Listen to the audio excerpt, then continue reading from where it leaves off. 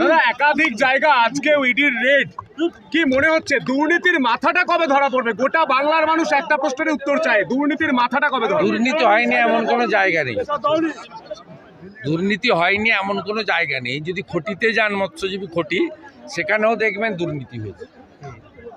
দুর্নীতি হয়নি এমন কোনো জায়গা পশ্চিমবঙ্গে নেই। রেশনের চাল গমে যারা দুর্নীতি করে তারা কতটা নিম্ন মানসিকতার, নিম্ন রুচির, এর বাইরে তো বলার কিছু নেই, মানুষ জানে। দাদা চাকরিতেও দেখা যাচ্ছে 58 জনকে ভুতুড়ে চাকরি হয়েছে, এসএসসি হলফনামা দিয়ে ভালো করে জানাচ্ছে। খুঁজলে 58 হবে না, 5800 হবে। দাদা শঙ্কর রাড্ডর পিয়ের বাড়িতেও আজকে রেড চলছে। সে ঠিক আছে, ভালো করে ধরুক। শাহজাহানকে পুলিশ রেখেছে। মামলা যতক্ষণ না সেন্ট্রাল এজেন্সির হাতে যাবে ততক্ষণ তো সিবিআইকে এনআইএকে আপনি তো দায়ী করতে পারবেন না, কারণ ওখানে যে ভৌগোলিক অবস্থা, জল জঙ্গল মিলিয়ে ওই সুন্দরবন এলাকায় যদি সেন্ট্রাল এজেন্সি বিএসএফ সিআরপিএফের সাহায্য নিয়ে তাদের পদ্ধতি অনুযায়ী তদন্ত করে না তুলতে পারে, পুলিশ তুলে দেবে না, কারণ পুলিশের সংরক্ষণেই এরা আছে। দাদা মেদিনীপুর পুরসভায় রাম সীতার মন্দির উদ্বোধন হচ্ছে, অথচ রাম মন্দিরের উদ্বোধন তৃণমূল যাচ্ছে না, ফিরিয়ে দিচ্ছে, কি বলবেন, কিভাবে দেখছেন? তৃণমূল হিন্দু বিরোধী রাজনৈতিক দল।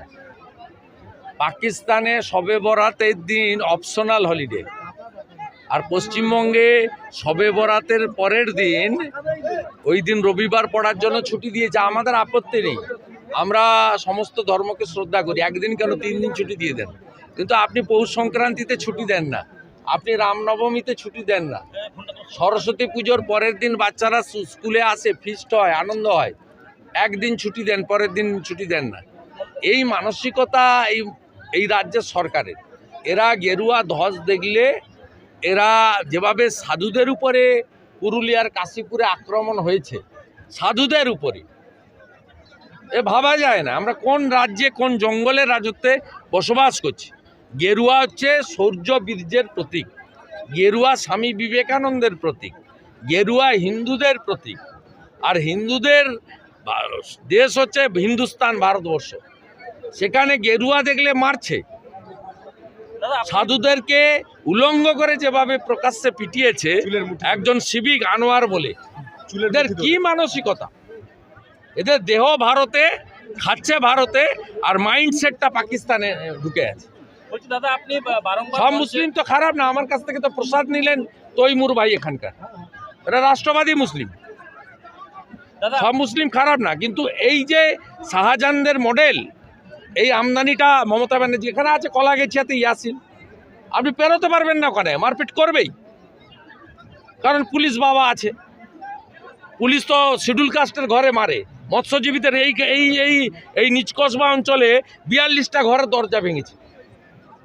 নিচকসবা অঞ্চলের বাটুল দাস শিক্ষক সহ একাধিক লোক 72 দিন জেলে থেকেছে। ভাবতে পারেন কোন রাজ্যে আছি আমরা। বলছি দাদা, আপনি বারংবার মঞ্চে যখন বলছেন যে অকাল দেওয়ালি পালন করার জন্য, দেখা যাচ্ছে পূর্ব মেদিনীপুরে বেশ কয়েকটি থানাতে দেখা যাচ্ছে সমস্ত শব্দবাজি বা এমনি তোমার রংবাতি যেগুলো রয়েছে, আতশবাজিও রয়েছে, সেগুলো একের পর এক থানা তুলে নিচ্ছে, বাজেয়াপ্ত করছে। আমরা বাজি ফাটাতে বলিনি তো, আমরা কুমোরদের তৈরি করা প্রদীপ বিতরণ করেছি। কালকে এই নন্দীগ্রামে আসবেন, আমি 20,000 ফ্যামিলিকে 1 লক্ষ প্রদীপ দেবো। সব মনে করছে যে ভোকাল ফর লোকাল, সব মাটির প্রদীপ আমাদের কুমোররা বানিয়েছে, ওদের কাছ থেকে আমি সংগ্রহ করেছি। বাজারে বিক্রি হয় 6 টাকা করে, ওরা আমাকে 3 টাকা করে দিয়েছে। 22 তারিখে যাতে আনন্দ, আমি 1 লক্ষ প্রদীপ কুমোরদের কাছ থেকে সংগ্রহ করেছি। বলছি 22 তারিখে আনন্দ উৎসব যাতে না করতে পারে সেজন্যই কি তুলে না? তো আটকাতে পারবে না, রামের নামে ঝড় বইবে। কি বলছেন, কি ঝড় হবে রাম নামে? রাম নামের ঝড় হবে, সুনামি জানেন তো, সমুদ্রের পাশে আছি,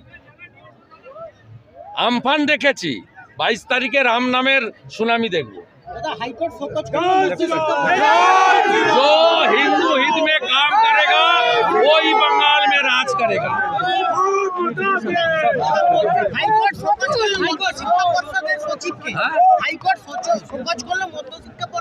ও শোকজে কিছু হবে না, তো জেলে ঢুকাতে হবে। জেলে ঢুকে ইন্টারোগেশন